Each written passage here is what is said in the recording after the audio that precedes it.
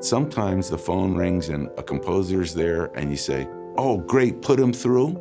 And sometimes the phone rings and a composer's there and you go, hey, how's it going? There are three really essential stages in the composer getting the gig. The interview is important because the way you present in anything, whether you're interviewing to be a composer or whether you're interviewing to work at FedEx, at some level, someone is trying to decipher your vibe. Do you seem like the lights are on? You're going to show up with a smile on your face? You would be pleasant to work with? These are attributes that don't suck when you're trying to get a gig. And I've actually, on a picture where I wanted to hire a composer, had a meeting with him at the producer's house. So the two of us sat at the producer's breakfast table and the composer who was up for the gig came in. And he slumped in his chair and he said, man, I'm really jet lagged and do you have any coffee? And it was really a difficult 30 minutes where he basically blew the gig that he had.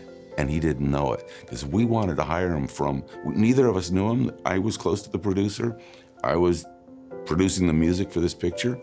The guy just took himself out of the running by being completely uninterested, completely kind of whiny, strangely whiny at the breakfast table of the producer.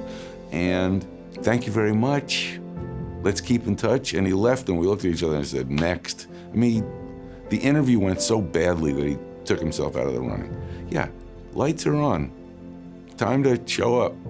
It's interesting. It is a performance in a way. All of life is a performance in a way. There are very few situations where you're not required to present your best self. I think the process of scoring, it's essential for the composer.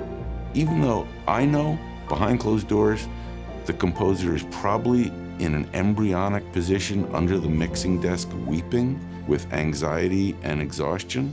When the studio shows up, when the filmmakers show up, you're together, you're happy, you're excited about what's happening, you have some great ideas, because nobody wants to be nervous that, wait, one of our team members is unconfident, untogether.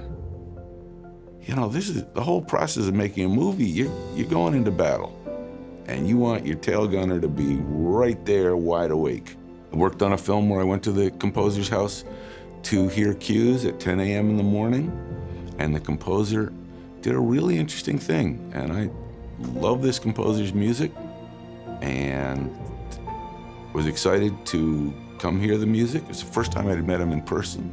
It was a film that was being worked on in the UK, and the composer had come to the US to play music for the first time for the head of music. One of those situations where he's well known and the director wanted him and everybody signed off right away. And I was meeting him for the first time. We went to his LA studio and he cracked a beer at 10:01 while we were about to start listening to cues. And I thought, nope.